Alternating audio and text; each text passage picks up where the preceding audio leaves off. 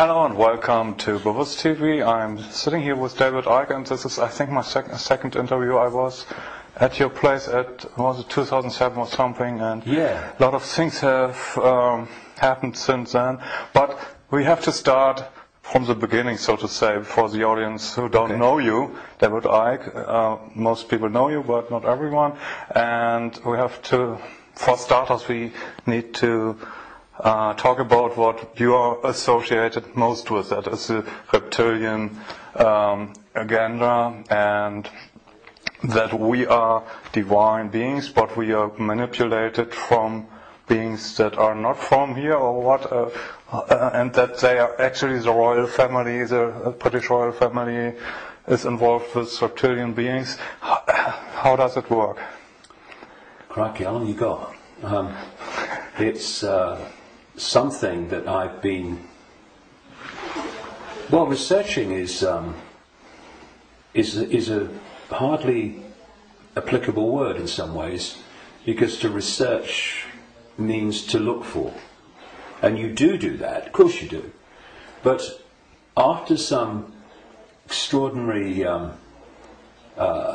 what people would call paranormal experiences in 1990 and 91, my life has become, since then, this synchronistic series of coincidences which have led me to, and even brought to me, really,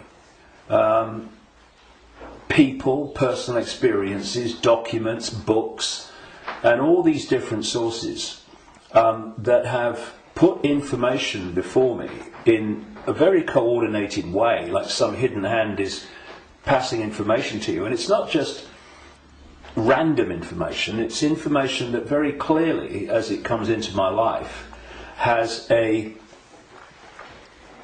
direction.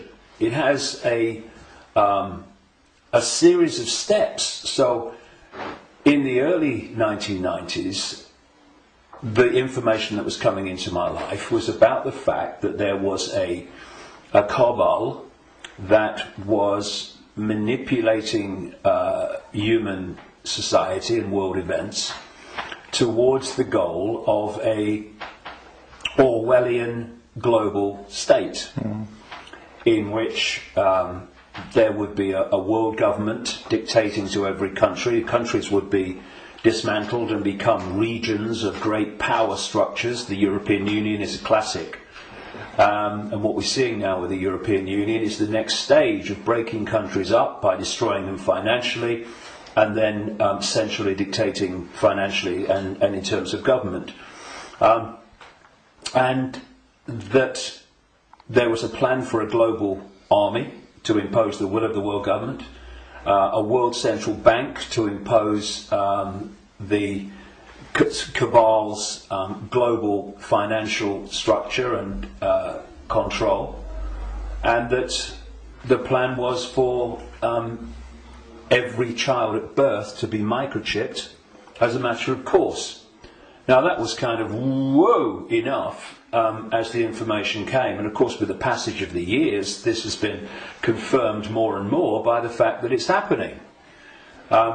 Then there was a phase in the mid to late 1990s when, while that other information continued, and has continued to this present day, another, if you like, parallel and connected series of synchronistic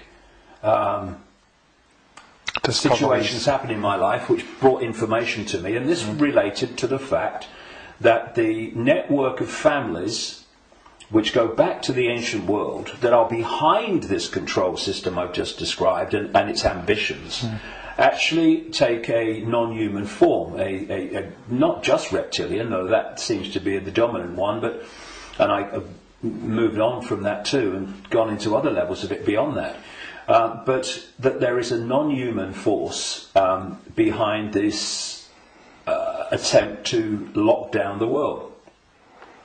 And then from about 2002, 2003, right to the present day. All these continue, once they come into my life, these different areas, they continue together. That's why I work 12, 15 hours a day, keeping up with it. But this third phase, from about 2000, 2003, was the most important.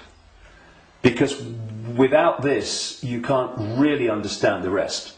And that was about the nature of reality, the illusory nature of what we call physical reality, the fact that solidity is delusional, and that we live in a holographic, illusory physical reality, which is only one level of many multi-levels of this reality, which operates on a waveform level, vibrational level, it operates on an electrical level, it operates on a digital level, and it operates on the holographic level, which we in the conscious mind perceive as the world. And to appreciate that when I look through my eyes, another illusion funnily enough, which is why when people have near-death experiences, they leave the body and they're looking down on the body with the eyes, but they're still seeing. So, I mean, the scale of illusion in our so-called physical experience is extraordinary. I mean, and we've not got to the bottom of it yet. But it is that when I look through my eyes, shall we say, that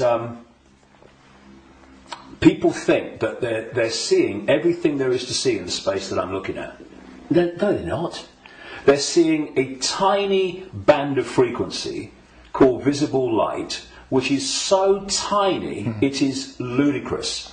And the rest of what exists in this universe, and even mainstream science would say this, although it's Stone Age science I would suggest, but even it sees this, that the overwhelming vast majority of what exists in this universe, in energy, matter, mass, whatever you want to call it, its different forms, we cannot see.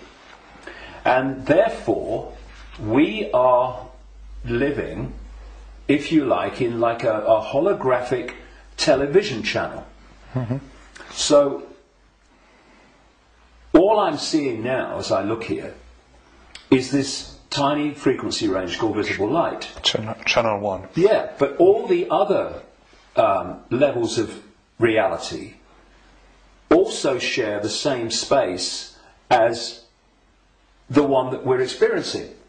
And, you know, we've got digital television coming in now and all that stuff, but if you take the analog version of television, radio too, they are sharing the same space without interfering with each other, because they're on different frequencies.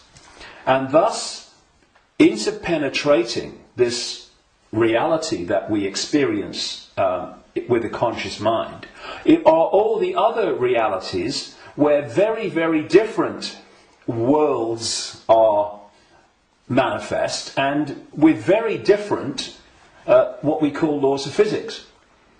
And so it's from these frequencies that are very, very close to this one that we use the term with radio and television where interference takes place. And if you have two radio stations that are well away from each other in the frequency band, then they don't interfere with each other. One's not aware of the other one. But you get two frequencies that are close, and it might be dominated by one, but there's interference from the other. Why? Because the frequencies are very close. Well, these manipulating entities, forces, shall we say, operate from a frequency band that's very close to this one, but not this one. So they might not see them, but they might be here. Well, let's give an example. You'll see stories of UFOs appearing out of nowhere and disappearing into nowhere. You'll hear stories about people saying this entity appeared out of nowhere and disappeared into nowhere. Well, they haven't disappeared. And they haven't appeared out of nowhere. What they've done is they've entered the frequency band that we can decode, the visible light frequency band that I'm talking about, and when it enters that, we start decoding that information because it's now in our ability to do that. And as we start decoding it, bang, to the observer, it appears that it's just come out of nowhere. And then it leaves that frequency range, and to the observer, it's disappeared into nowhere. It hasn't. It's just left that band that we can decode, which is tiny. And so, when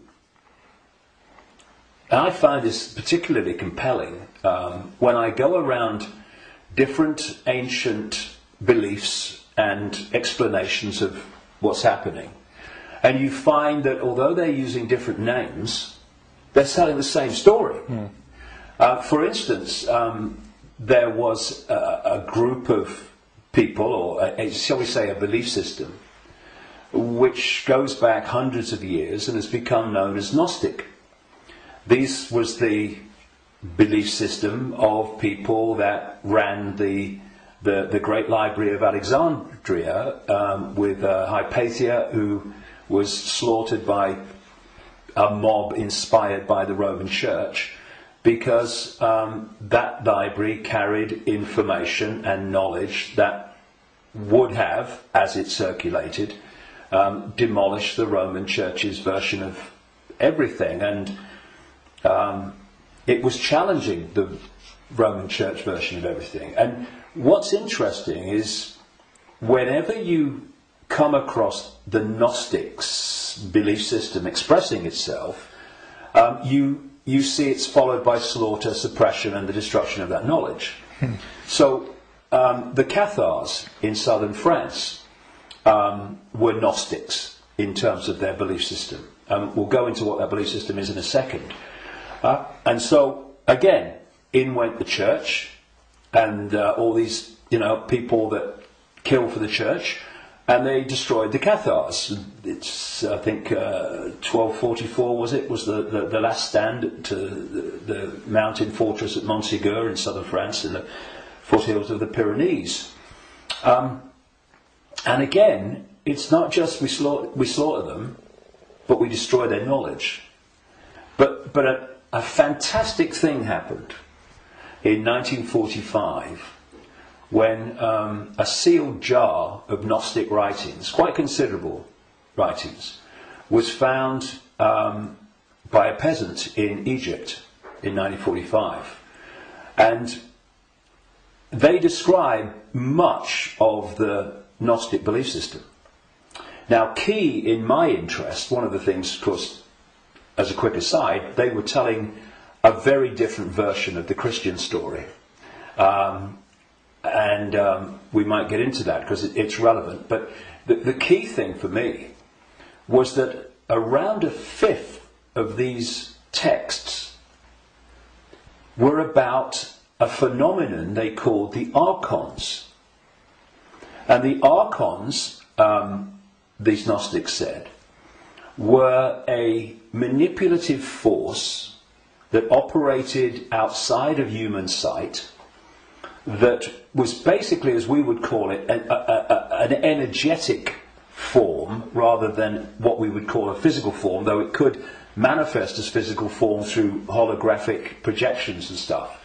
And these writings even talked in their own way about the illusory nature of this reality.